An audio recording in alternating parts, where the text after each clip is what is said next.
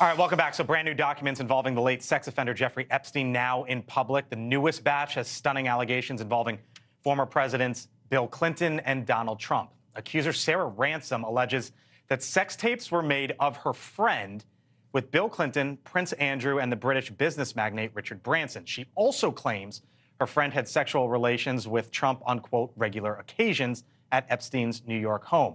However, back in 2019, The New Yorker reported that Ransom invented the concept of sex tapes in order to draw attention to Epstein's behavior. Joining us now, Law and Crime Network host, NewsNation legal contributor, Jesse Weber. All right, Jesse, you know, the documents came out. I think people saw this and went, oh, my goodness. And then you go back to 2019. I wonder when you saw this, sort of, what did you make of it?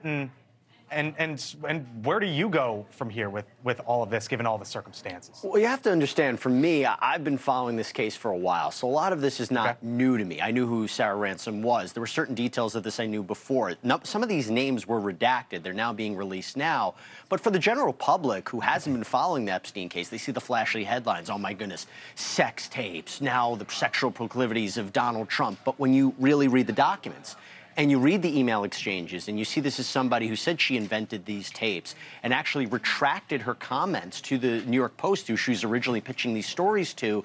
Like with most of these documents that are coming out in the last week or so, you have to understand the context of it. You have to take it with a grain of salt. I can't say this enough. This is not the Epstein list, right, of all the people who were involved in a sex ring, and this is clear proof.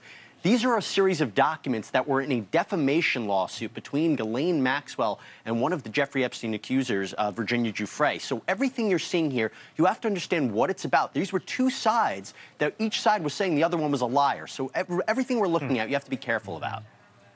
Yeah, Scott Baldin here. I guess when I saw this information, it begs the question whether the feds had this information or have had it, whether in the civil case, how much of this has been confirmed or not confirmed, because the civil case has been around a long time. You've been following the case a long time. Has anybody corroborated any of these allegations or debunked them over time? In terms of Sarah Ransom, no, as far as I can tell. And we have to remember, one of the reasons the judge overseeing this, Loretta Preska, actually allowed the release of all these documents is because it was already in the public domain.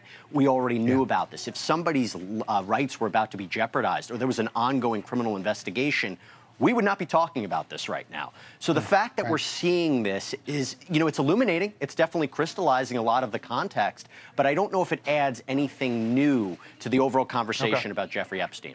Thank you for watching, and make sure you go to joinnn.com to find NewsNation on your television provider. And don't forget to click the red subscribe button below to get more of NewsNation's fact-driven, unbiased coverage.